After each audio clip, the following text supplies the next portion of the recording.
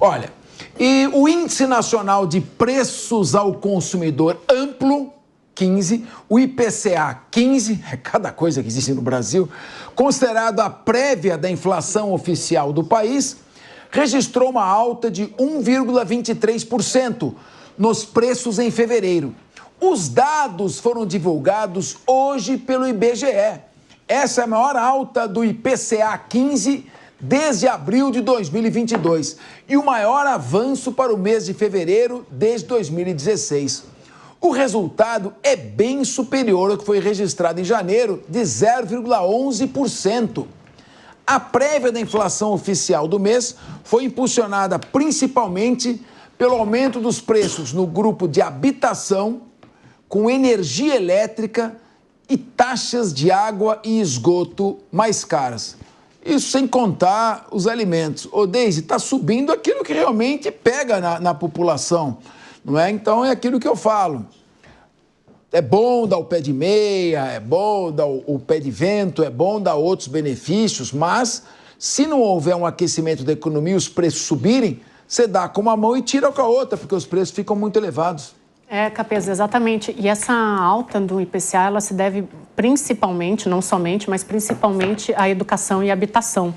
O que mostra uma fragilidade do governo, de novo, né? A gente volta para aquilo que a gente estava falando no início aqui do Linha de Frente, a dificuldade do governo em promover políticas de médio e longo prazo, né? Então, aí, eu super concordo com o que o Guilherme falou em relação ao pé de meia, né? Tem que ser feito alguma coisa, mas essas coisas imediatistas e casuísticas, reitero o meu ponto, elas acabam provocando esse tipo de consequência para a economia. Então, tudo é muito pensado aqui no Brasil a curto prazo, né? E aí a gente tem essa alta do IPCA aí por causa de habitação, o que acaba promovendo uma desigualdade social muito forte, e também a educação entra nesse ponto, né? Então, de novo, assim, o governo está num descompasso ali com a economia, isso acaba provocando a desconfiança dos investidores, né? E depois o presidente vai lá e fala que a culpa é do mercado, que o mercado está de má vontade, mas não é por causa disso.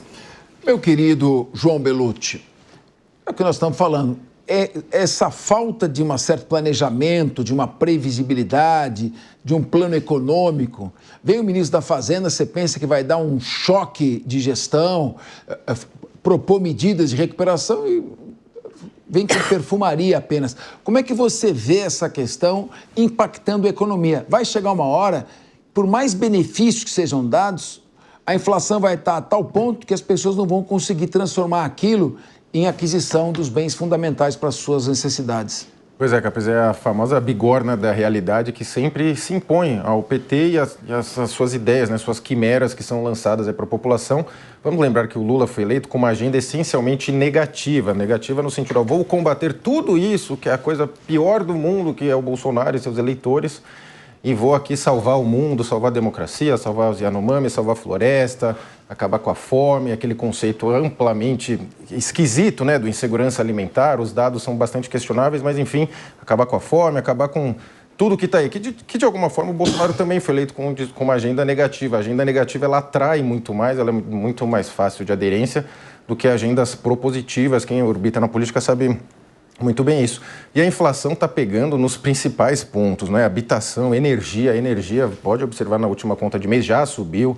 Tem a tal da bandeira vermelha, que, independente da bandeira, é sempre a população que vai pagar. A inflação de alimentos está bem alta. E aí você tem aquela questão dos próprios funcionários do IBGE, que já fizeram questionamentos públicos ao presidente do IBGE, o Márcio Pockmann, lembrando que já foi multi-rejeitado pela população de Campinas nas suas aventuras eleitorais, mas agora detém os números e aparentemente tem dois Brasis, o Brasil do IBGE e o Brasil prático. E se o governo Lula tem algum plano, Capes, ele está escondendo bastante, né? Porque qual que é o plano? Não há clareza alguma.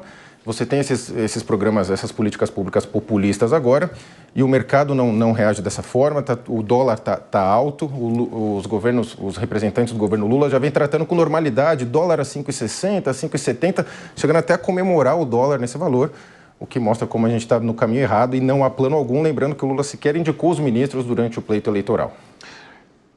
Guilherme, você concorda com essa visão que a falta de um planejamento, o governo tenta com narrativas, com publicidades, cada hora o pé de meia, outra hora eu uso o boné, outra hora põe o chapéu de palha para parecer um homem do campo. Será que essa sequência de factoides aí que são criados aí pelos marqueteiros políticos, pela Secretaria de Comunicação, pode produzir um efeito durante um certo tempo? Ou você não concorda com essa visão e acha que o governo está no planejamento, no rumo certo? Não, acho que o governo está fazendo uma aposta na melhoria da qualidade de vida das pessoas por meio da transferência de renda. Quando tem mais dinheiro na praça, os preços sobem. Acontece, assim, a conta é muito simples.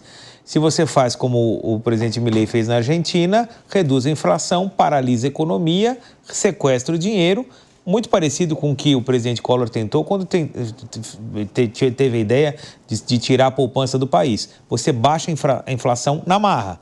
Quando você tem atividade econômica alta e muito dinheiro circulando, é natural que os preços subam e aí o que acontece? A inflação aparece. Então, na verdade, esse é o dilema do governo. Achar a medida de o quanto ele pode estimular a economia para que ela continue crescendo e as pessoas consumindo e de uma certa maneira, se endividando, o quanto ele tem que tirar o crédito, diminuir os incentivos e fazer a economia arrefecer e, com isso, cair a inflação. É uma escolha difícil? É uma escolha difícil, porque o governo foi eleito com a bandeira de que ajudaria o povo, ajudaria os mais pobres, sobretudo porque depois da pandemia, grande parte da população brasileira passou a voltar a frequentar novamente o mapa da fome. E esses números não são do governo brasileiro, esses números são números internacionais. Então não dá para a gente acusar nem o IBGE, nem nenhum tipo de instituto de ter criado esses números. E o governo entra e fala, eu vou acabar com a fome novamente. Como é que você faz isso? Transferindo renda. Ao transferir renda, acontece isso que vem acontecendo. Inflação. Qual vai ser a saída? Nós não sabemos. E aí só quero acrescentar um negócio em relação ao que o Bellucci falou. O dólar era 5,60, se deve em parte sim a esse superaquecimento da economia brasileira, mas se deve muito também ao cenário externo. Não foi só o dólar que se desvalorizou. Muitas moedas mundo afora, o iene, a moeda mexicana, todas elas tiveram desvalorização acima de 2 dígitos, acima de 10%. Então, se você tirar esse percentual, que no caso do real passa de 20% da cotação atual, ele volta para próximo, para muito perto daqueles 4,90, 4,99, que era antes da guerra da Ucrânia. Então, é necessário também a gente fazer esse adendo para não achar que só o real se desvalorizou perante as outras moedas no mundo. Houve uma desvalorização global em relação ao cenário político externo. Hamas, Israel, Ucrânia e Rússia. E isso colaborou muito para que o dólar se valorizasse, não é? Vamos lembrar que a Rússia está em plena guerra com a Ucrânia, a economia está crescendo e a inflação, tem inflação, mas está sob controle. O que eu pergunto é o seguinte, o Brasil é um país de característica assistencialista. O assistencialismo, claro, pressupõe a transferência de renda, de verba pública para a população vulnerável. Só que a verba pública depende basicamente do crescimento da produção, da geração de emprego, do aumento espontâneo do PIB, não forçado por meio de investimentos públicos. Então, será que essa situação que estamos vivendo, deste momento, é um retrato desse momento em que, num futuro muito próximo, com os dados econômicos muito incertos, a alta da taxa de juros, a inflação em crescimento e um governo que não consegue controlar despesas, que aumenta o déficit público e, com isso, aumenta a dívida pública. E se aumenta a dívida pública e gera inflação, aumenta os juros, e com juros você paga mais juros e aumenta novamente a dívida pública. É um ciclo vicioso. Como você vê neste cenário, Rodolfo Maris, uma saída para a crise, que não seja o governo cortar gastos, diminuir a arrecadação tributária e incentivar a produção? Capês, a saída para a crise seria talvez nós voltarmos nas eleições e a gente entender o plano de governo desse governo. Nós sabemos que existe um ditado popular que fala que foi na bacia das almas, né? Nós sabemos que a gente teve uma eleição muito conturbada e nós não vimos, de fato, nenhum planejamento de governo. E nós, brasileiros, estamos passando por isso agora. Se não houve planejamento, fica tudo uma bagunça. E tentar consertar, trocar o pneu com o carro andando é muito difícil. O Brasil precisa andar de fato. E o que nós estamos vendo é uma economia extremamente defasada. Vira e mexe, a gente fala de IPCA, a gente fala de outras nuances, de outras prerrogativas aqui no setor da economia, que está sempre em alta, sempre em alta. E qual é a solução? Enquanto isso, a gente vê bilhões para a Lei Rouanet, bilhões para não sei onde, bilhões para não sei onde, viagens para não sei onde, móveis sendo comprados para não sei onde. Então, a gente vê cada coisa no Brasil que a gente entende assim, por que não corta esses custos, esses gastos, na verdade, e começa a aplicar o dinheiro onde tem que aplicar? Por exemplo, esse IPCA foi levado em alta também pela educação. A educação que subiu muito, teve 4,78%. É a maior contribuição, veio de cursos regulares. Você tem noção do que a gente está falando ou não? É um índice extremamente alto, nós não víamos isso desde 2016, que, por sinal, também era um governo de esquerda que estava no comando. Há alguma relação entre elas? Eu gostaria que não existisse, mas quando se fala de economia, não é o forte desse governo. Nós precisamos, de fato, colocar as cartas na mesa e tentar controlar esses custos.